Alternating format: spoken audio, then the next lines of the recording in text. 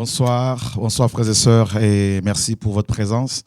Soyez fortifiés, encouragés, et merci pour votre présence et soyez tous les bienvenus. Au nom de Yeshua, nous sommes en direct sur TV et Radio de Vie.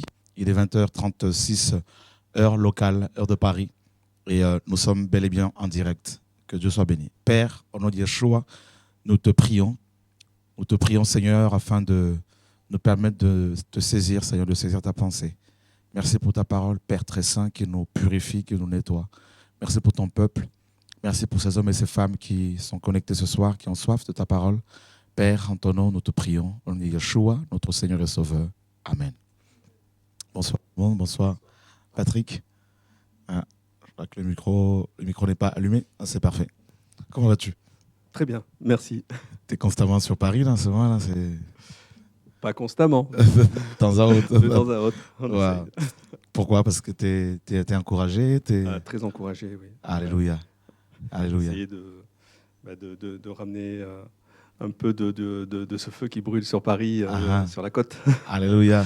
Les frères et sœurs qui sont assoiffés aussi, qui n'ont pas l'occasion de venir sur Paris. Et donc, ça encourage tout le monde. Amen. On a de plus en plus des frères et sœurs qui suivent nos émissions sur TV de Vie à partir de la Côte d'Azur et depuis la Côte d'Azur.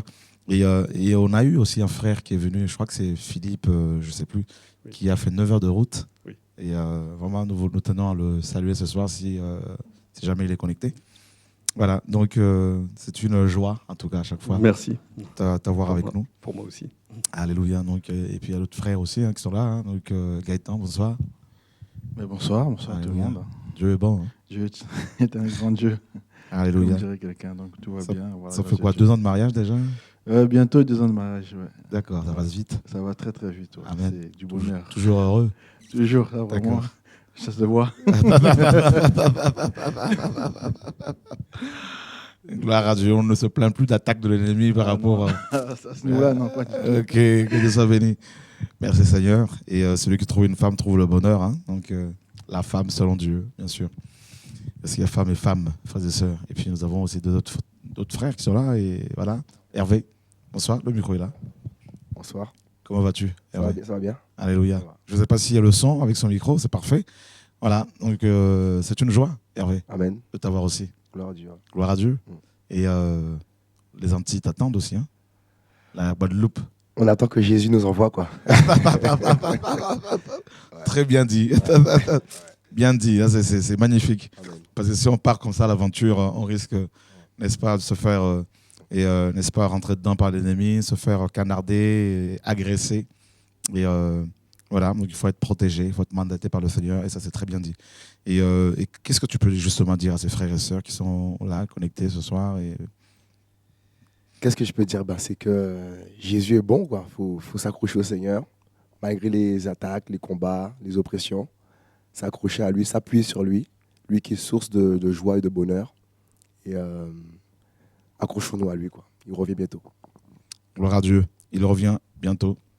Gloire à Dieu. Et puis nous avons également David qui est là. Bonsoir David. Bonsoir tout le monde. Dieu est bon. Oui, amen. Dieu est bon. Et malgré en fait les périodes difficiles où il y a comme une remise en question en fait. Et le Seigneur est là et nous aiguille en fait. Et cette période de remise en question en fait, c'est nécessaire pour prendre un nouveau cap avec le Seigneur. Et c'est ce qui se passe en ce moment dans ma vie. Je prends un nouveau cap et voilà, je me laisse entraîner par le courant et voilà, que Dieu m'entraîne là où il voudra en fait. Faut pas résister. Faut pas résister. Sinon on se casse. Ah oui. Merci Seigneur. Et puis également Trésor qui est là. Bonsoir Trésor. Bonsoir. Gloire à Dieu. Amen. Quoi de neuf? Jésus est Seigneur. Amen. Elle était en perpétuité. C'est bizarre, tu es tout calme ce soir. Hein. Dieu connaît nos cœurs et nos travail. Il n'y a pas eu de coup de massue là Non, du tout. C'est que Dieu est un aiguilleur extraordinaire. D'accord. Voilà, il sait nous parler, il sait nous aider. Dieu est sage. Gloire à Dieu. Amen. Merci Seigneur. Frères et sœurs, merci pour votre présence. En tout cas, nous savons que le Seigneur nous parlera ce soir, comme d'habitude. Et vraiment, merci pour votre persévérance, votre amour pour la vérité. vous êtes assidus à la parole, à la vérité, aux réunions de réveil et surtout à la méditation quotidienne de la parole du Seigneur, à la prière, à l'adoration de notre Père Céleste. Et continuons dans ce sens parce que le Maître n'est pas loin. Nous sommes dans Deutéronome chapitre 19. Deutéronome chapitre 19. Et nous lirons le verset 15. Et Deutéronome chapitre 19, à partir du verset 15 jusqu'au verset 21. Voilà. Donc, ouais, c'est parfait. Un seul témoin ne sera point valable contre un homme pour quelque crime et péché que ce soit. Quelque péché qu'on ait commis, sur la parole de 2 ou de 3 témoins, une chose sera valable. Quand un faux témoin s'élèvera contre quelqu'un pour l'accuser d'infidélité, les 2 hommes qui auront contestation entre eux comparaîtront devant l'Éternel, devant les sacrificateurs et les juges qui seront en ce temps-là. On continue, ouais. Ouais. Et les juges s'informeront exactement, et s'il se trouve que ce témoin soit un faux témoin, qu'il ait déposé faussement contre son frère, vous lui ferez comme il avait dessein de faire à son frère, et tu ôteras le méchant du milieu de toi. Et les autres l'entendront et craindront, et ils ne feront plus de semblable méchanceté au milieu de toi. Ton œil sera sans pitié, vie pour vie, œil pour œil, dent pour dent, main pour main, pied pour pied. Quand tu iras à la guerre contre tes ennemis et que tu verras des chevaux et des chars, un peuple plus nombreux que toi, ne les crains point. Car l'Éternel, ton Dieu, qui t'a fait monter hors du pays d'Égypte, est avec toi. Voilà, merci Seigneur, merci pour cette lecture. Un seul témoin ne suffira pas contre un homme pour contester un crime ou un péché, quel qu'il soit. D'accord ? Et quel qu'il soit. Donc, quel que soit le témoin ou quel que soit l'éventuel meurtrier, et un seul témoin ne peut en aucun cas suffire pour, n'est-ce pas, valider un péché, pour confirmer un péché, un vol, et un forfait. Voilà. Donc, il faut bien sûr plusieurs témoins. Pourquoi ? Parce que Dieu qui a libéré ce peuple, de la main, n'est-ce pas, de Pharaon, n'est-ce pas, voulait, n'est-ce pas, bâtir toute une nation avec eux. Et qui dit nation, dit aussi des problèmes. Hein. Donc, forcément, plus il y a du monde, plus il y a des problèmes. Et l'un de ces problèmes, justement, c'est des fausses accusations. Voilà, les fausses accusations. Et beaucoup de personnes peuvent être détruites tout simplement parce qu'elles sont faussement accusées et sans preuve réelle. Et là, justement, le Seigneur a demandé, avait, n'est-ce pas, mis en place cette loi pour empêcher justement les abus, pour empêcher que les innocents soient, n'est-ce pas, accusés et condamnés, et aussi pour, n'est-ce pas, éviter que les pécheurs ne soient justement disculpés. Et Dieu voulait vraiment mettre, n'est-ce pas, il a mis cette loi comme une règle, hein, pour mettre de l'ordre, pour éviter les abus, en gros. Et on va voir cette même loi qui va être, n'est-ce pas, reprise dans Matthieu chapitre 18, verset 15. Matthieu chapitre 18, verset 15. Alors, si quelqu'un, ouais, on peut le lire, ouais. Voilà. Si ton frère a péché contre toi, va et reprends-le entre toi et lui seul. S'il t'écoute, tu as gagné ton frère. Mais s'il ne t'écoute pas, prends avec toi encore 1 ou 2 personnes, afin que tout soit réglé sur la parole de 2 ou 3 témoins. Voilà. Donc là, pareil, hein, il est question donc d'un frère qui va pécher contre un autre, parce que dans la version de Louis II, on a enlevé contre, hein, donc il n'y a pas contre toi. On a mis simplement si ton frère a péché, va le reprendre. Et alors qu'il est question ici de pécher contre soi. Hein, donc quelqu'un qui pêche contre nous, bien sûr. Parce qu'on ne peut pas aller reprendre tout ce qui pêche. Hein, parce qu'on n'est pas Dieu. Donc on va essentiellement reprendre, hein, quand c'est comme ça, les gens qui pêchent contre nous. hein, qui peuvent pécher contre, bien sûr, notre conscience, notre cœur, notre âme. Et là, qu'est-ce qu'on apprend? Il est dit, il faut aller le voir, essayer de le gagner. S'il le refuse, il faut prendre 2 ou 3 témoins, n'est-ce pas? Et Paul nous dit la même chose aussi. Donc là, on voit Moïse le dire, on voit Christ le dire, hein, toujours sous la loi, et on voit Paul le dire sous la grâce. Nous sommes dans 2 Corinthiens, chapitre 13. 2 Corinthiens, chapitre 13. Nous lisons à partir du verset 1er.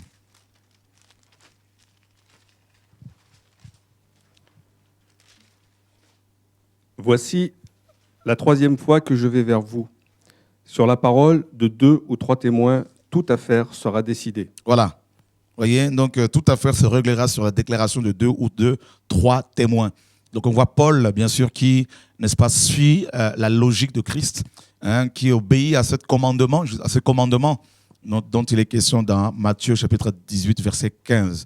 Il y avait beaucoup de problèmes dans les églises de Corinthe et Paul en était informé et il n'était pas là quand il va écrire cette lettre et il va leur dire qu'il va passer les voir, n'est-ce pas? Donc, et que toute affaire allait se régler sur la déclaration de 2 ou de 3 témoins. Voilà. Et voilà. Et ça, c'est ce que Paul a dit. Hein, donc, il n'a fait que reprendre ce que le Seigneur le disait. Alors, nous voulons d'abord, nous voulons répondre à cette question. Hein, qui sont ces témoins? Et qui sont ces témoins qu'il faut, n'est-ce pas, consulter quand on a affaire à un frère, quand on a affaire à des accusations contre un frère, contre une sœur. Et voilà, pendant que je parlais, le Seigneur me donnait un autre passage qui va dans le même sens que Deutéronome 19, Matthieu 18, 15 et 2 Corinthiens 13. C'est 1 Timothée chapitre 5. 1 Timothée chapitre 5, verset 19.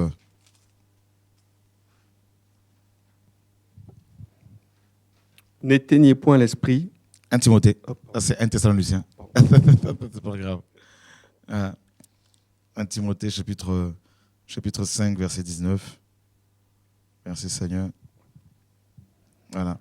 Ne reçoit aucune accusation contre un ancien, si ce n'est de 2 ou 3 témoins. Voilà.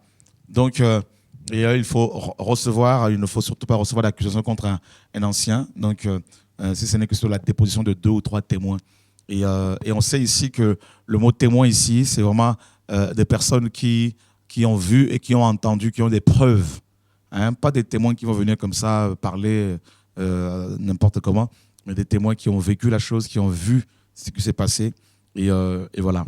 Alors, nous savons qu'il peut s'agir aussi des hommes, hein, par rapport aux témoins, mais bibliquement parlant, si on veut vraiment rester sur la doctrine de Paul, de Pierre, de Jacques et de Jean, la doctrine de Christ, et ces 2 ou 3 témoins nous parlent simplement aussi du Père, du Fils et du Saint-Esprit, n'est-ce pas? Donc on va le voir, hein, ne me lapidez pas encore.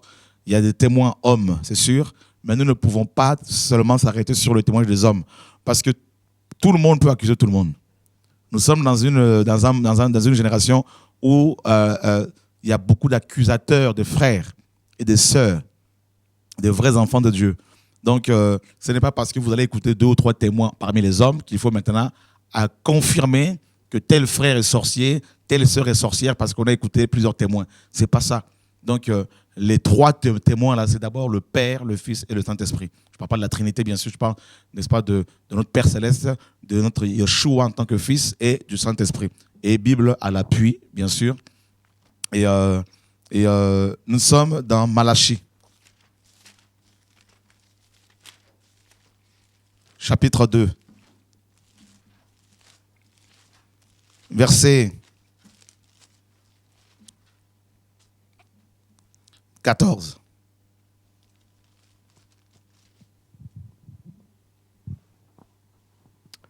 Et vous dites, pourquoi?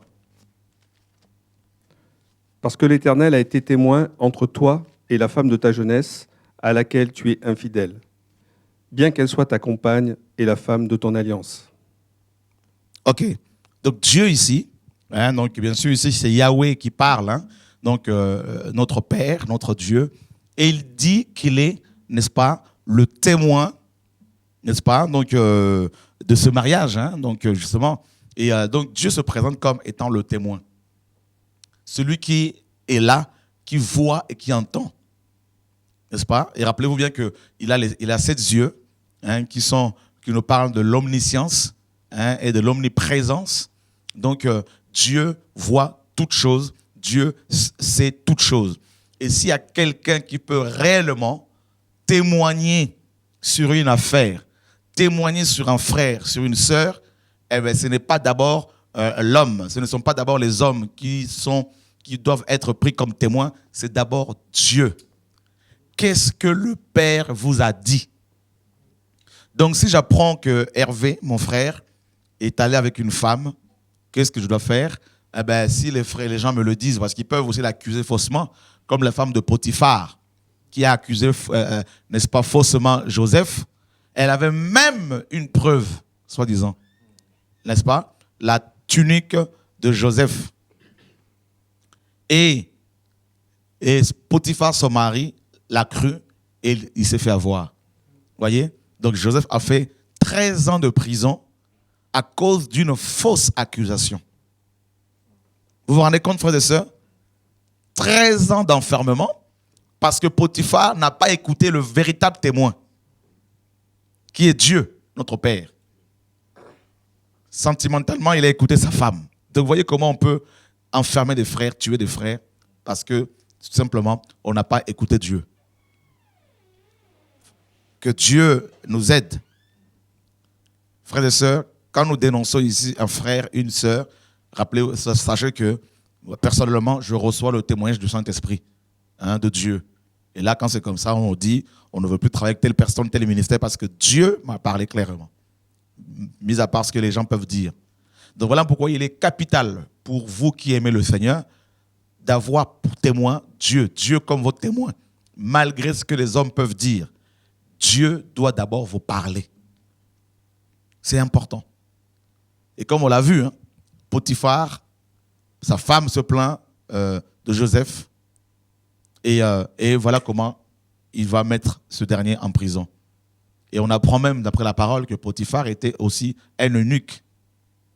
Donc il ne pouvait pas satisfaire sexuellement sa femme. Voilà pourquoi cette dernière a voulu, n'est-ce pas, à plusieurs reprises aller avec Joseph. Et Joseph a à chaque fois refusé. Et à cause de cette déception, cette femme va l'accuser faussement. Et donc on a vu dans Malachie 2 que Dieu dit qu'il est le témoin, n'est-ce pas, du mariage des gens. Et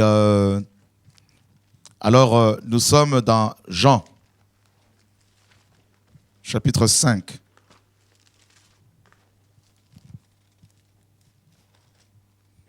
Jean, chapitre 5. Et nous lisons le verset 30. Hein, les versets 30 à 32. Je ne puis rien faire de moi-même. Je juge selon ce que j'entends. Et mon jugement est juste, car je ne cherche point ma volonté, mais la volonté du Père qui m'a envoyé. Si je me rends témoignage à moi-même, mon témoignage n'est pas digne de foi. Voilà. On continue. Il y en a un autre qui me rend témoignage, et je sais que le témoignage qu'il me rend est digne de foi. Jésus-Christ, homme, dit que le Père rendait témoignage de lui. Pourquoi? Il est venu chez les siens et les siens l'ont rejeté. Et on a accusé Jésus d'être un mangeur et un buveur. On a accusé Jésus-Christ, même, mes amis, d'être sorcier, Belzébul. Donc on l'a accusé faussement. On l'a accusé d'avoir menacé de détruire le temple. On a produit des faux témoins qui faisaient des faux témoignages. Vous le savez, ces choses-là. Maintenant, pourquoi Pierre et les autres ont-ils, mes amis, continué à marcher avec Jésus? Parce que Pierre a eu le témoignage du Père. Vous comprenez? Parce que comment suivre Jésus-Christ au milieu de toutes ces fausses accusations sur sa personne, venant de chefs, des chefs des Juifs qui étaient, mes amis, écoutés, respectés, respectables. Si ce n'est... vous ne vous rendez pas compte, frère, quand vous lisez les évangiles, là, souvent nous oublions que les apôtres, mes amis, ont dû, mes amis, faire face à toutes sortes de critiques, de moqueries, de menaces de la part de leurs amis, leurs parents, hein, leur famille, de la part des chefs des Juifs, parce qu'ils suivaient Jésus, parce qu'ils écoutaient Jésus.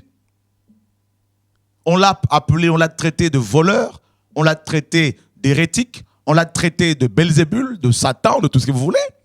Belzébul, c'est quoi? C'est Baal, prince de mouches. C'est-à-dire, Baal est un démon, c'est le diable. Donc Jésus a été traité de diable. Vous vous rendez compte, les apôtres devaient suivre quelqu'un qui était constamment critiqué.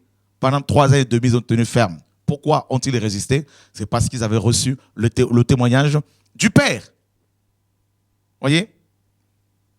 Donc, c'était leur premier témoin. Et nous sommes dans Matthieu 17. On va rester toujours dans Jean 5. Hein? On va revenir sur Jean 5, mais on va vite fait voir Matthieu 17. Donc, le premier témoin, c'est d'abord le Père qui doit témoigner de nous. Matthieu 17. Verset. Et Matthieu 17, nous lisons le verset 5. Comme il parlait encore, voici une nuée resplendissante les couvrit. Et voici, il vint de la nuée une voix qui dit : c'est ici mon fils bien-aimé, en qui j'ai pris plaisir. Écoutez-le. Vous voyez? Le Père parle. C'est mon fils. Ça, c'est quel témoignage, là? Vous vous rendez compte, frères et sœurs? Celui-ci est mon fils. J'ai mis toute mon affection en lui. Il témoigne là, il est en train de témoigner. Écoutez-le. Parce qu'on ne voulait pas l'écouter. Parce qui peut écouter quelqu'un qu'on traite de sorcier? Quelqu'un que l'on traite d'égaré, d'illuminé? Donc Dieu, notre Père, devait témoigner. Chrétiens, beaucoup de gens passent à côté de la vérité, de la visitation, parce qu'ils écoutent trop les hommes. Beaucoup de chrétiens, au lieu d'écouter Dieu sur les frères et sœurs, ils vont passer leur vie à écouter les histoires qui sont racontées sur les frères et sœurs. Voilà comment ils passent à côté de leur bénédiction. Au lieu d'écouter Dieu. Pourquoi Dieu ici va-t-il témoigner de son Fils? Parce que dans Matthieu 16, Pierre, qui venait de recevoir une grande révélation du Père sur qui était Jésus-Christ, et le même Pierre va dire: à Dieu ne plaise, tu ne mourras pas. Il a pris Jésus à côté, il a commencé à le corriger, à le reprendre. Voilà pourquoi le Père devait témoigner. Voyez, frères et sœurs. Et on continue dans Jean 5 là-bas. On reprend Jean 5. Il dit, il y en a un autre qui rend témoignage de moi. D'accord? Verset 33.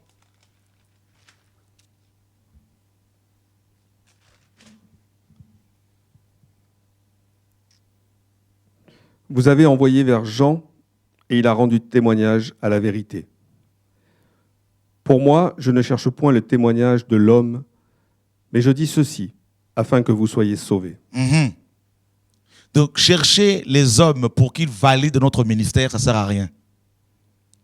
Chercher les hommes pour qu'ils témoignent de nous que nous sommes de Dieu, écouter ces gens, ça ne sert à rien. Vous allez passer votre temps pour rien, hein, à rien faire. Vous allez gaspiller votre énergie. Et les mêmes qui témoignent de vous aujourd'hui, demain, ils vont témoigner le contraire. D'accord? Et on continue. 36. 36. 36, ouais. Mais moi, j'ai un témoignage plus grand que celui de Jean, car les œuvres que mon Père m'a donné d'accomplir, ces œuvres mêmes que je fais, rendent de moi ce témoignage que mon Père m'a envoyé. Oh! Donc, quand le Père témoigne sur quelqu'un, il y a les œuvres qui accompagnent la personne. Parce que le témoignage du Père est, mes amis, absolument et toujours accompagné des œuvres. Des œuvres qui se font naturellement. Ce sont les œuvres qui vont attirer les autres. Ce n'est pas toi qui dois appeler les gens pour qu'ils viennent écouter.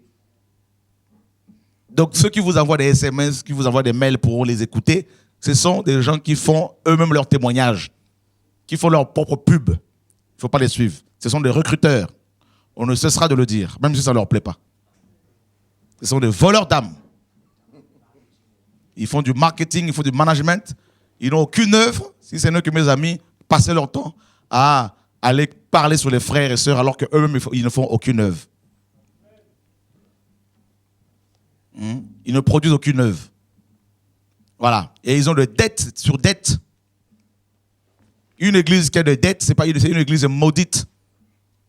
Une église où il y a des dettes, c'est une église, mes amis, une église de Dieu, avec des dettes, même de 1 euro, il y a un problème.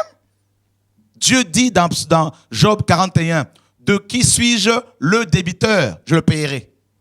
Donc vous allez me dire que votre Dieu a des dettes, il doit de l'argent à votre propriétaire. Quel est le témoignage que vous rendez là? Voilà. Ça, c'est une parenthèse que je ferme. Je ne dis pas que... Mes amis, nous devons être bibliques. Jésus de Nazareth. Le témoignage, Yeshua dit, moi j'ai un témoignage plus grand que celui de Jean. Et il est terrible ici. J'ai un témoignage plus grand que celui de... Jean a témoigné sur Jésus. Mais le Seigneur dit, le témoignage que mon Père rend de moi est plus grand. Donc pour faire son ministère, Jésus n'avait pas besoin que les hommes lui fassent la pub. Non. Oh, grâce à moi, ton ministère va prospérer. C'est faux. C'est Dieu qui rend témoignage. Et on va le voir. Ça, c'est le premier témoin. Et il dit les œuvres que le Père m'a donné à accomplir.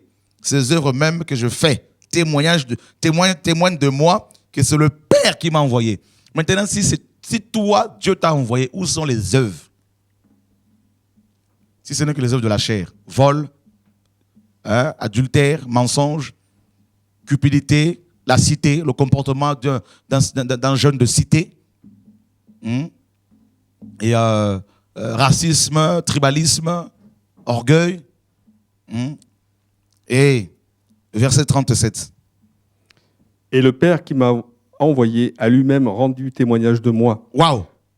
Le Père qui m'a envoyé a lui-même rendu témoignage de moi. Qui rend témoignage de toi? Voyez? Vous ne pouvez pas recevoir d'accusation contre un frère si ce n'est que sur la déposition ou le témoignage de 2 ou 3 témoins.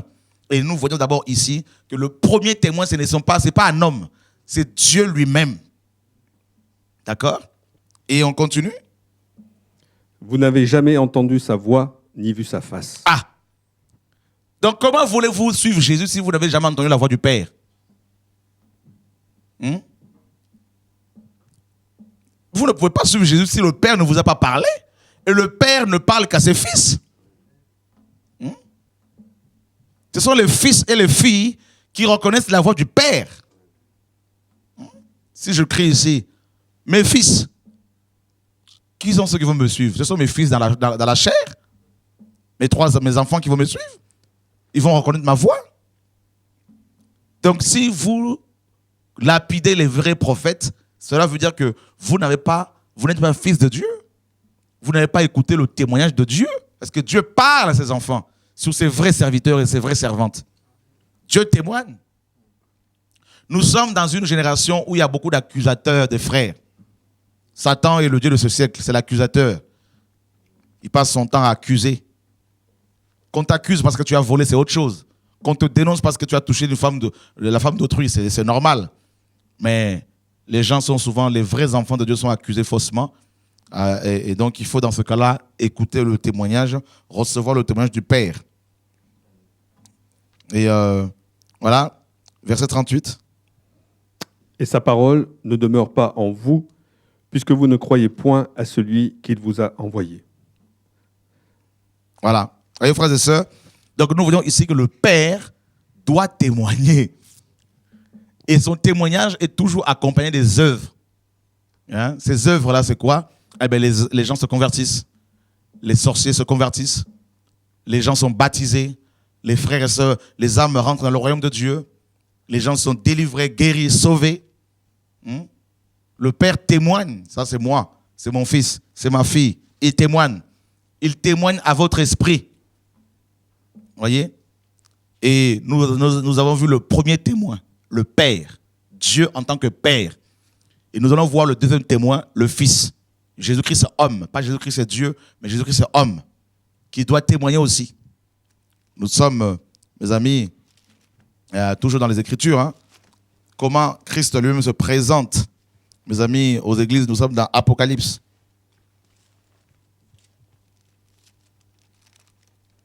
Chapitre 3. Verset 14. Voici ce que dit l'Amen, le témoin fidèle et véritable. Ah, le témoin fidèle et véritable. Donc, les autres témoins là ne sont pas vrais. Dieu lui-même là est le véritable témoin. Yeshua, en tant que Dieu, là c'est le Fils qui se révèle, qui se manifeste. Il dit qu'il est le témoin véritable. Véritable. Et comment a-t-il témoigné? On va voir cela. Comment il a témoigné sur ses serviteurs. Nous sommes dans Actes chapitre 9.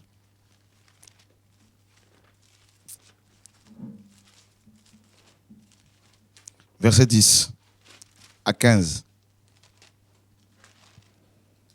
Or, il y avait à Damas un disciple nommé Ananias. Le Seigneur lui dit dans une vision, « Ananias » et il répondit, « Me voici, Seigneur. » Et le Seigneur lui dit, « Lève-toi et va dans la rue qu'on appelle la droite et demande dans la maison de Judas un nommé Saul de Tarse, car voici, il prie. » Et dans une vision, il a vu un homme nommé Ananias qui est entré et qui lui a imposé les mains afin qu'il recouvre la vue. Mais Ananias répondit, « Seigneur, j'ai appris de plusieurs combien cet homme a fait de mal à tes saints à Jérusalem. » Ah, j'ai appris de plusieurs. Ananias a eu de faux témoignages, des témoignages qui étaient vrais pourtant. Hein. Il a écouté les hommes. Et il dit, j'ai appris de plusieurs chrétiens comment cet homme a fait du mal à tes enfants. On continue. Et il a ici le pouvoir, de la part des principaux sacrificateurs, de lier tous ceux qui invoquent ton nom. Et ce que ce que vous ne savez pas, c'est que Paul n'avait plus ce pouvoir-là. Donc, son témoignage était à la fois, n'est-ce pas, vrai et faux. N'est-ce pas? Donc, entre-temps, il n'avait pas compris que Paul avait déjà reçu un autre pouvoir. On continue. Mais le Seigneur lui dit, « Va, car cet homme est un instrument que j'ai choisi pour porter mon nom devant les gentils. » Oh! Voilà comment on a voulu condamner Paul par rapport à son passé. Satan nous accuse par rapport à notre passé. Il a fait ci, il a fait ça, il a fait ci, on le connaît. Et Ananias avait déjà son jugement arrêté sur Paul par rapport à ce qu'il avait entendu. Mais lui-même, il n'avait pas approché Paul. Et pourtant, le Seigneur lui dit, va prier pour lui. Et il va sortir cet argument-là. Il a quand même résisté. Et le Seigneur lui dit, va, cet homme est un instrument que j'ai choisi. Bah oui, Dieu fait ce qu'il veut. Il choisit qui il veut. Il envoie qui il veut. Et ici, c'est Jésus-Christ qui témoigne maintenant en disant, cet homme, je l'ai choisi. Cet homme, je l'ai choisi. Et il y a un autre témoignage. Actes chapitre 10. 9 à 16. Le lendemain, comme ils étaient en chemin et qu'ils approchaient de la ville, Pierre monta sur le haut de la maison, à la 6e heure environ, pour prier. Et ayant faim, il voulut prendre son repas. Et comme on le lui apprêtait, il tomba en extase. Il vit le ciel ouvert et un vase qui descendait sur lui semblable à une grande nappe retenue par les 4 coins et qui s'abaissait vers la terre. dans lequel il y avait tous les quadrupèdes de la terre, et les bêtes sauvages, et les reptiles, et les oiseaux du ciel. Et une voix lui dit, « Pierre, lève-toi, tue et mange. » Mais Pierre répondit, « Non, Seigneur, car je n'ai jamais rien mangé d'impur ou de souillé. » La voix lui dit encore pour la seconde fois, « Ne regarde pas comme souillé ce que Dieu a purifié. » Oh là là. Vous vous rendez compte ici? Pierre, Dieu lui dit en gros, littéralement, hein, va prêcher la parole aux païens. Parce qu'il était question ici d'aller voir Corneille, un païen, un Romain. Et Pierre dit, moi Seigneur, je ne peux pas entrer chez les païens. Parce que ma religion me l'interdit. Et la parole dit ce que Dieu a déclaré pur. Ne le regarde pas comme souillé. Cela veut dire quoi, mon frère? Toi qui es africain, si Dieu a appelé un frère européen blanc de souche et qui lui dit, va et libère mon peuple. Et toi, mon frère africain, si tu es raciste, chrétien, mais raciste, Dieu, si tu aimes le Seigneur réellement, là, tu ne peux pas déjà être raciste. Et si jamais ta chair est toujours, tu luttes avec le racisme, Dieu te dira, cet homme-là, cet Européen-là, c'est moi qui l'ai appelé. Et c'est par lui que tu seras béni. C'est ça, mes amis, le témoignage de Dieu. L'humour du Seigneur. Il va prendre un Africain, il va l'amener en Occident. Il va lui dire, va et réforme-moi les églises là-bas. Quoi? Un noir qui va réviser la Bible? Mais non, quand même, un Africain, plus un Congolais. Ou un Libanais, ou un Togolais, mais c'est pas, ou un Belge, ou un Français. Mais ça pose des problèmes. C'est ça l'humour du Seigneur. C'est que Dieu, il témoigne, mes amis. Là, quand c'est comme ça, tout le monde va commencer à parler, à dire non, c'est pas normal, c'est du jamais vu. Même les Noirs eux-mêmes aussi, hein, ceux qui ne sont pas bien éclairés, ils vont commencer à parler pour dire c'est pas normal, c'est un gourou, c'est un illuminé, c'est un faux prophète. Mais qu'est-ce que Dieu vous a dit? Ah non, c'est un Guadeloupéen. Et on n'a jamais entendu dire qu'un Guadeloupéen a fait la révision de la Bible. C'est comme si Dieu, mes amis, était, je ne sais pas, américain et que seuls les Américains devaient faire ce travail. On ne le dit pas comme ça, hein, mais notre réaction prouve, mes amis, démontre qu'il y a du racisme, hein, que nous luttons contre le travail que Dieu veut faire. Et nous voulons imposer à Dieu ses serviteurs qui répondent aux exigences, n'est-ce pas, de la norme que nous nous sommes fixés, qui rentrent dans le moule de notre conception de la vie chrétienne. Et quand ça va à l'encontre de nos convictions, de nos coutumes et traditions, on dit, ça c'est le diable. Et c'est pour cela que Dieu doit intervenir. Frère Tite était grec et il était incirconcis. Et c'est lui que Dieu envoie par Paul. Hein. Dieu envoie à Crète pour aller établir les anciens dans chaque église. Un incirconcis. Non, l'humour du Seigneur. Dieu témoigne. Mes amis, le témoignage de Dieu. Ça, c'est magnifique. C'est pour cela j'ai compris une chose, je préfère écouter le témoignage de Dieu sur les frères et sœurs. Parce que si Dieu ne vous parle pas directement sur les frères et sœurs, vous risquez de vous faire, n'est-ce pas, malmener, n'est-ce pas, d'être malmené, trompé par ce que vous entendez. Par ce que vous voyez aussi. Parce qu'on s'arrête souvent sur les apparences. Le témoignage de Dieu, le premier témoin, le Père, il envoie Samuel. Va à Bethléem, tu vas oindre pour moi quelqu'un que je te montrerai. Samuel, le grand prophète, hein, le grand prophète arrive à Bethléem avec, mes amis, sa corne remplie d'huile.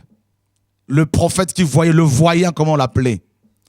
Le voyant arrive à Bethléem, le voyant quand il a vu physiquement, le physique d'Eliab, il était grand, un grand, mes amis, top modèle. Hein?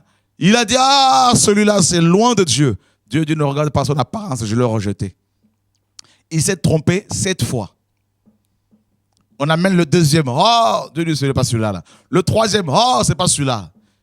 Et Dieu lui dit, il n'est pas ici. Le témoignage de Dieu. Ils ont fait un défilé, mes amis, de mode devant Samuel. Chacun avec son costard. Et tout le monde était déclassé.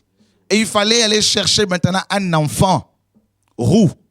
Pas blond, mais roux. Parce que dans le mot exact, c'est roux. Un enfant roux qui était mal habillé, en train de s'occuper, mes amis, de brebis qui sentaient, mes amis, qui sentaient mauvais. Parce qu'il était au milieu des animaux. Hein, et c'est lui que Dieu a appelé. Et quand Samuel l'a vu, Dieu lui a dit, c'est lui, vois-le. Le témoignage de Dieu. Le dernier enfant, mes amis, a reçu, n'est-ce pas, l'onction royale. Le témoignage de Dieu. Oui, frère. Laissez Dieu témoigner de vous. Et écoutez plus le témoignage de Dieu que les propos, les critiques des gens qui passent leur temps à vous appeler, à aller sur Internet, à balancer des choses. Passez du temps avec Dieu et il vous dira qui sont ceux qui lui appartiennent et qui sont celles qui ne lui appartiennent pas. C'est terrible, frère. Et Pierre, qui n'avait jamais mangé de la vipère, jamais mangé de vipère, pas de boa, ce jour-là, Pierre a mangé. Hein? Et quand les apôtres de Jérusalem ont appris que Pierre avait mangé ces animaux, ils lui ont fait des reproches. Comment tu es rentré chez les païens et tu es resté avec eux, tout ça. La Pierre dit, qu'est-ce que vous voulez que je fasse? Dieu m'a dit de ne pas déclarer impures les personnes qu'il a purifiées. Donc, il a témoigné que c'était ses enfants. Qu'est-ce que je voulais que je fasse? Frère, comment tu peux travailler avec un Français de souche? Mais Dieu m'a dit c'est son enfant. Qu'est-ce que vous voulez que je fasse? Comment tu peux traîner avec un noir? Mais Dieu m'a dit c'est lui. Le messager. Qu'est-ce que vous voulez que je fasse? Hein? Mais comment tu peux parler avec un Guadeloupéen? Mais Dieu me dit le Guadeloupéen en question là, c'est lui le messager. Vous voulez que je fasse quoi? Oh, nous avons besoin de ce message-là. Donc, on n'a pas le choix. Dieu nous a conditionnés. Et j'aime le Seigneur. Vous savez, quand les gens ont faim, là, mes amis, que ce soit la nourriture distribuée par le resto du cœur, hein, ou par, je ne sais pas, l'armée du salut, la Croix-Rouge, mes amis, ou par, je ne sais pas quel organisme, je ne sais pas, quand le ventre a faim, il ne cherche pas à savoir d'où vient la nourriture. Le témoignage de la nourriture suffit. L'odeur. Mon ami. Dieu est magnifique. Dieu est magnifique. C'est ça l'humour du Seigneur. Il a pris Paul, un juif, un rabbin, un ex-rabbin. Dieu le prend, il le brise, il envoie parler de lui aux nations, autres que Israël. Il a établi apôtre des nations. Alors qu'il aurait pu prendre quelqu'un qui était issu de nations. Mais il prend un juif. Dieu fait ce qu'il veut. Il prend Joseph, un étranger, il l'amène en Égypte. Il le donne à gouverner l'Égypte. On le lit dans la parole, mais il fait ce qu'il veut. C'est ça l'humour du Seigneur. Alléluia. Oh non, mais il n'est pas enfant du pays. Il n'est pas... Quel pays? Dieu dit la terre et tout ce qui la renferme m'appartient. La terre. Le témoignage de Dieu. C'est pour cela ceux qui ont le témoignage de Dieu, ils voient ils comprennent qu'il n'y a plus de barrières linguistiques, raciales, socioculturelles. Ça n'existe plus. C'est fini, ça saute. Parce que le témoignage de Dieu leur suffit. Alléluia. Amen. Voyez, frères et sœurs, alléluia, gloire à Dieu. Dieu est magnifique. Dieu est magnifique. Dieu doit témoigner. Donc le Père témoigne. Le Fils témoigne également. N'est-ce pas? Il a témoigné à plusieurs reprises. Il a témoigné, mes amis, partout. Sur ses enfants. Il a confirmé, mes amis, le ministère des uns des autres. Et nous allons voir le témoignage aussi du Saint-Esprit. Hein, il faut 2 ou 3 témoins. Hein. Donc, nous avons le témoin de l'Esprit. Nous sommes dans Romains chapitre 8.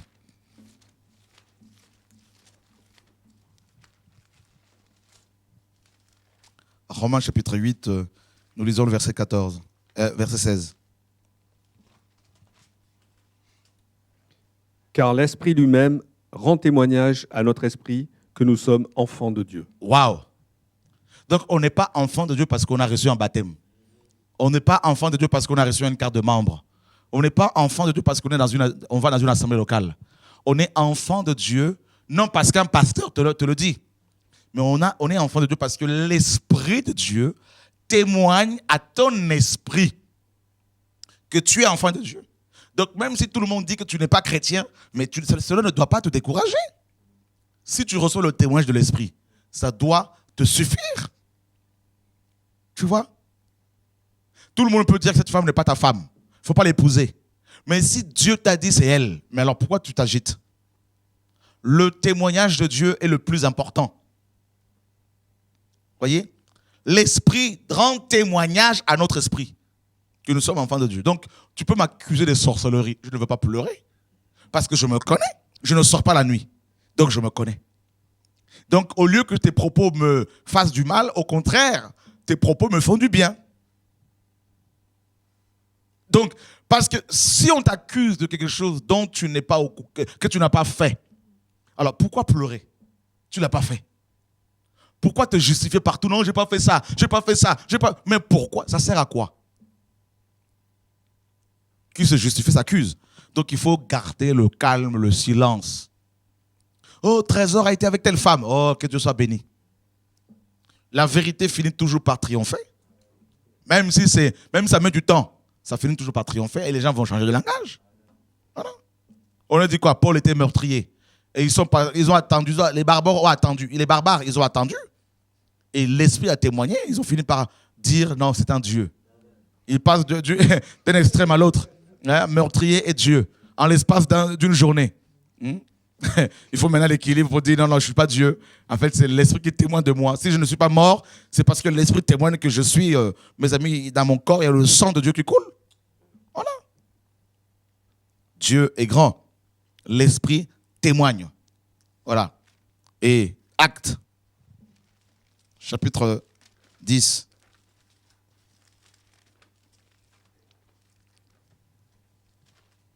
Verset 19.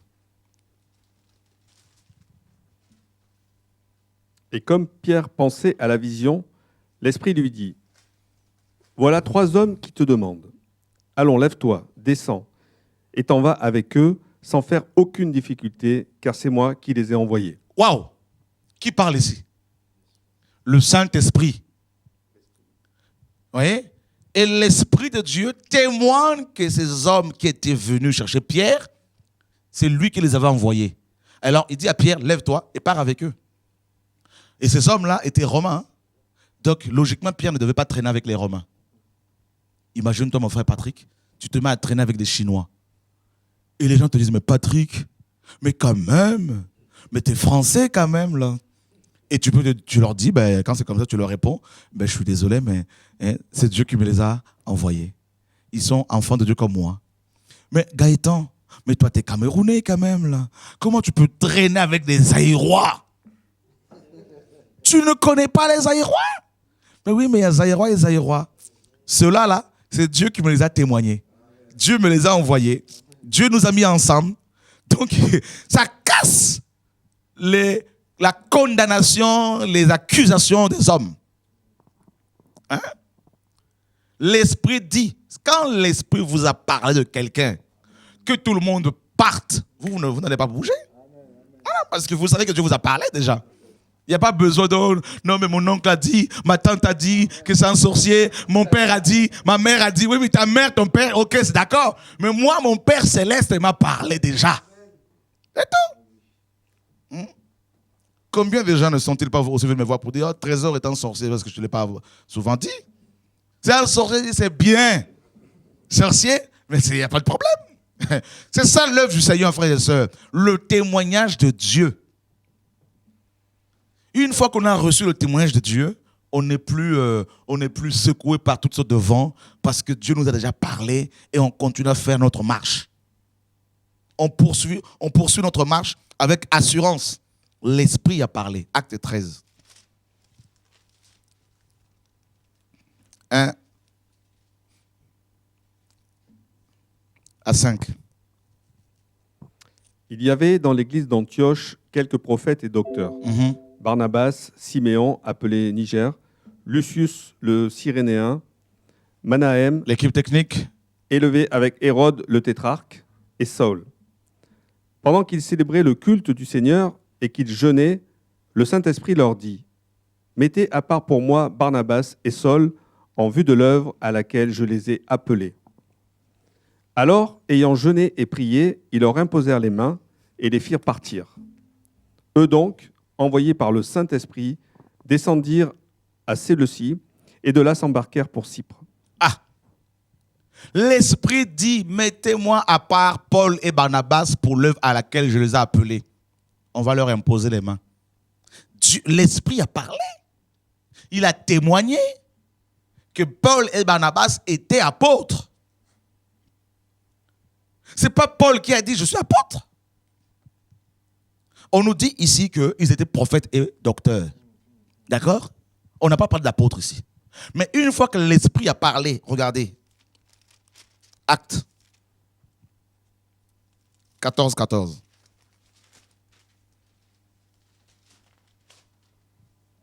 Mais les apôtres Barnabas et Paul, l'ayant appris, Ah, vous voyez, ils sont rentrés dans la fonction apostolique parce que l'Esprit a témoigné que ce sont les apôtres.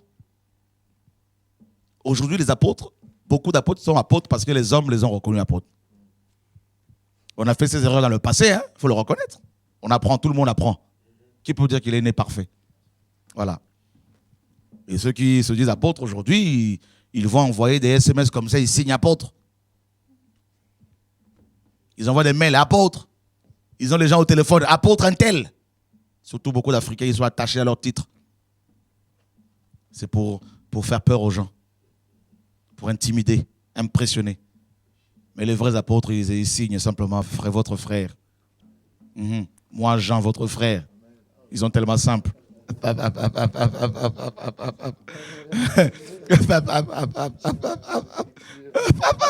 Les Écritures. Non, mais tu peux parler, le micro est là, Gaëtan, tu peux. En tout cas, gloire à Dieu pour la parole. Hein? Moi, Jean, il a eu des grandes révélations. Il a écrit plusieurs livres. 1 Jean, 2 Jean, 3 Jean, Apocalypse et l'évangile de Jean. Mais à la fin de sa vie, il avait plus de 95 ans. Il va écrire, moi, Jean, votre frère. Vous savez pourquoi? Il était en prison, il était humble, frère. Il n'était pas dans un jet privé, avec costume et cravate, frère, avec des secrétaires, avec, je ne sais pas, des bishops de la région. Oh Dieu, secoue-nous, garde-nous, Seigneur mon Dieu. Alléluia. Aujourd'hui, si tu appelles un apôtre par son prénom ou par frère Jean, oh là là, mais je suis apôtre. C'est comme une insulte. Surtout beaucoup des Africains et certains Antillais. C'est grave. Que Dieu nous aide, frères et sœurs. Le témoignage. Ne reçoit pas d'accusation contre un frère si ce n'est que sur la déposition ou le témoignage de 2 ou 3 témoins. Et ces témoins sont d'abord, mes amis, c'est d'abord le Père, le Fils et le Saint-Esprit. Ben oui. Qui doivent témoigner. Dieu doit témoigner de toi, témoigner de nous. Je me suis fait avoir souvent dans le passé parce qu'on apprend tous. Quelqu'un va venir dire « Ah non, mais Patrick est un sorcier. » Ouh là là là là, tout de suite. Voyez? Mais quand c'est comme ça, ben, je prie. Maintenant, je vais devant le Seigneur. Qu'est-ce que toi tu dis? Et le Seigneur te parle. Effectivement, il est sorcier ou il ne l'est pas. Et une fois que j'ai le témoignage de l'Esprit, c'est fini. Et là, je regarde maintenant les fruits de la personne parce qu'on reconnaît un arbre non par rapport à ce que les gens disent, mais par rapport à ses fruits. Parce que tout le monde peut dire Hervé est un manguier. C'est bien, on a plusieurs témoignages. Mais moi, quand je vais t'approcher, je vais voir quel fruit portes-tu. Si tu as des avocats, je ne dirais pas que tu es un manguier. Tu es un avocatier. Voilà, ou un oranger, tout ça. Je ne vais pas dire que tu es, je sais pas, un citronnier alors que tu as des oranges. La parole, frère, la parole. Qu'est-ce que Dieu vous dit? Vous voyez? Et nous, la parole nous dit qu'il y en a 3 qui rendent témoignage. Donc, on peut 1 Jean 5 là-bas. Oh, Dieu est bon. Dieu est bon, frères et sœurs. 1 Jean, chapitre 5, verset 7. Car il y en a 3 qui rendent témoignage dans le ciel, le Père, la parole et le Saint-Esprit, et ces 3-là sont un. Ah! Écoutez ici, ce n'est pas 3 personnes. Donc Père, Fils et Saint-Esprit, le même Dieu, mais c'est des modes de révélation, et on nous dit qu'il y en a 3 qui rendent. Voilà pourquoi Paul dit que vous ne devez pas recevoir d'accusation contre un frère si ce n'est que sur la déposition de 2 ou 3 témoins. Et on nous dit, il y a le Père. Donc on a vu le témoignage du Père. Il y a plein d'autres versets qu'on aurait pu lire, mais voilà, vous comprenez un peu, à cause de, on ne veut pas faire de longs enseignements ce dernier temps parce qu'on veut vraiment donner l'essentiel, voilà, et pas parler pour parler. Donc on a vu le témoignage du Père. Deuxièmement, il y a le témoignage de la parole, donc le Fils, donc le Fils de Dieu. Et troisièmement, le témoignage du Saint-Esprit. Et on nous dit que les 3 témoignages, ces 3-là sont d'accord, sont un. Ça veut dire que tu ne peux pas avoir, le Père ne peut pas témoigner contre le témoignage du Fils. Et inversement. Et verset 8, il y en a aussi 3 qui rendent témoignage sur la terre. L'Esprit, l'eau et le sang. Et ces 3-là se rapportent à une seule chose. Et regarde verset 9. Verset 9. Qui nous dit, Si nous recevons le témoignage des hommes, le témoignage de Dieu est d'un plus grand poids. waouh! Bon, je témoigne de toi, mon frère Patrick. Ah, Patrick est un homme de Dieu. Patrick est ceci, cela. Patrick, c'est bien. Mais qu'est-ce que Dieu m'a dit sur toi? Dans les coulisses, chez moi, quand je prie, qu'est-ce qu'il me dit sur toi? Le témoignage, parce que Christ a été condamné faussement.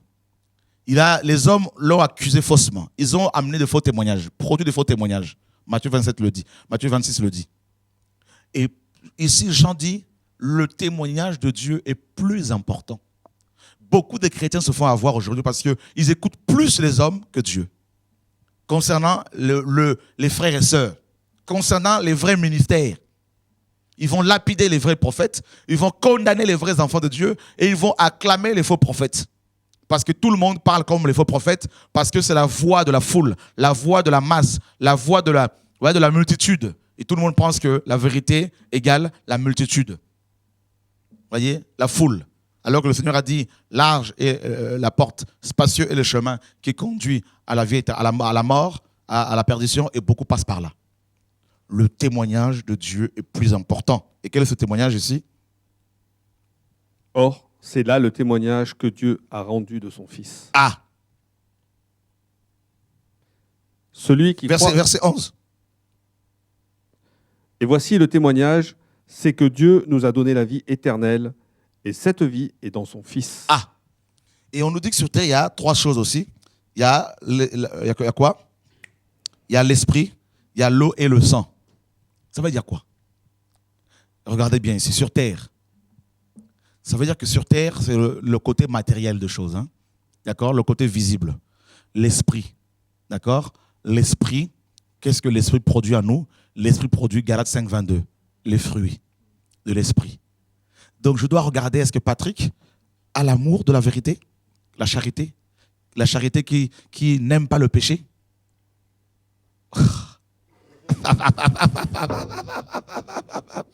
Seigneur, enseigne-nous. Est-ce que Patrick est patient ou persévérant dans les épreuves? On l'insulte, mais il continue. Tout le monde veut sa mort, mais il persévère. Est-ce qu'il est doux dans sa manière de parler avec les frères et sœurs, de les encourager? Est-ce qu'il a un cœur bon? Galates 5, 22. Voilà, l'esprit, c'est ça. Sur terre maintenant, les fruits. Car on reconnaît un arbre à ses fruits. C'est ça le témoignage de l'esprit. Matthieu 7 nous dit. Vous voyez? On ne peut, c'est à leurs fruits que vous le reconnaîtrez. Deuxièmement, on nous dit, il y a, n'est-ce pas, il y a l'eau. L'eau, c'est quoi? Jean 7 nous dit, l'eau, c'est la vie. L'eau de vie. La vie. La vie. La vie de Dieu. La sainteté, la sanctification, la crainte de Dieu, n'est-ce pas? L'humilité, la vie, quoi. L'eau qui amène la parole. La parole qui amène la vie. Et on nous parle ensuite du sang. Lévitique 17, 11, 14 nous parle du sang, de l'âme. La vie, toujours. Le sang, c'est la vie. Vous voyez, tout ça, c'est un rapport avec la vie. Mes paroles sont esprit et vie. Toujours, c'est la vie. Sur terre, c'est la vie. Parce que nous sommes dans un monde où il y a une vie matérielle, physique. Donc, maintenant, la différence entre la vie, entre ceux qui ont la vie de Dieu et ceux qui ont la vie du monde, les œuvres de la chair, c'est cette différence-là doit être palpable. Hein, ceux qui ont le sang de Christ, parce que le sang, c'est la vie, c'est l'âme. Donc, ceux qui ont la vie de Christ, l'âme de Christ en eux, forcément, ont sa vie. Et la vie de Christ, c'est la paix, la joie, l'humilité, tout ça. Tout ça se rapporte à la même chose, hein, Galates 5, 22. Voilà. Donc, on ne peut pas te condamner, mon frère Patrick, par exemple, si on ne t'est pas approché pour voir ta vie. Si je te condamne de loin, ce n'est pas correct. Donc, je ne dois pas condamner un prophète, un chrétien qui est mort, qui a servi Dieu, parce que quelqu'un a fait une vidéo disant que c'était un sorcier, alors que je ne t'ai même pas approché, parce qu'il était déjà mort. Et ça, c'est grave. C'est être le juge, car c'est Dieu qui est le juge des morts et des vivants. Juger ainsi les morts, c'est grave. C'est prendre la place de Dieu, n'est-ce pas? À moins qu'on ait les écrits de ces prophètes pour pouvoir dire, voilà, par rapport à leurs enseignements n'étaient pas ou ne sont pas en accord avec la Bible. Mais aller condamner un prophète, un pasteur, un ministère qui est mort, qui a servi Dieu, parce que quelqu'un a fait une vidéo ou a écrit un livre disant que cet homme ou cette femme est une sorcière ou un sorcier, c'est prendre la place de Dieu pour juger les morts et les vivants. Et c'est grave. Alors qu'on n'a pas soi-même côtoyé cette personne. Parce que vous ne pouvez pas vous approcher d'un arbre pour pouvoir distinguer. Si vous vous approchez d'un arbre, vous allez pouvoir distinguer facilement ses fruits. Et reconnaître ainsi cet arbre-là. Vous voyez, frères, et c'est terrible. Que Dieu nous garde, que Dieu nous aide, frères et sœurs. Que Dieu nous garde. Donc, faire une vidéo sur un chrétien, tout simplement parce qu'on a entendu de loin, on n'a pas été sur place pour valider, pour vérifier les choses, et c'est grave. À moins de voir d'autres vidéos, d'autres messages de cette personne que nous dénonçons, dont les vidéos, n'est-ce pas, sont en désaccord avec la parole de Dieu. Là, oui, là, on peut, dans ce cas-là, avertir les frères et sœurs. Vous voyez, le témoignage du Père, le témoignage du Fils, le témoignage de l'Esprit. Et une fois que vous avez ce témoignage, ne vous arrêtez pas sur ce que les gens pensent de vous, sur ce que les gens disent de vous. Vous risquez de passer à côté de votre appel. N'allez pas condamner les frères et sœurs parce que les gens les critiquent. Et je vous le dis, comme vous le savez, sur TV de Vie, si nous dénonçons une personne, sachez que dans les coulisses, un travail a été fait pour pouvoir avertir cette personne. Au nom de Yeshua. Et recevons le témoignage de Dieu. C'est ça le plus important. Je ne sais pas s'il y a des questions. Patrick, hein, pas de questions. Alors, frères et sœurs, que Dieu soit béni. Paul dit qu'ils étaient au milieu de la bonne et de la mauvaise réputation, au milieu de la gloire et de l'ignominie. Alors, attendez-vous à ce que Dieu, si vous êtes chrétien, ses enfants, laissez Dieu vous justifier. Ne cherchez plus à appeler le monde entier pour vous justifier. Ça ne sert à rien. Plus vous allez chercher à vous justifier, plus vous risquez de faire des erreurs et de donner surtout l'occasion à l'ennemi de pouvoir, n'est-ce pas, vous condamner, vous briser, vous casser, vous détruire.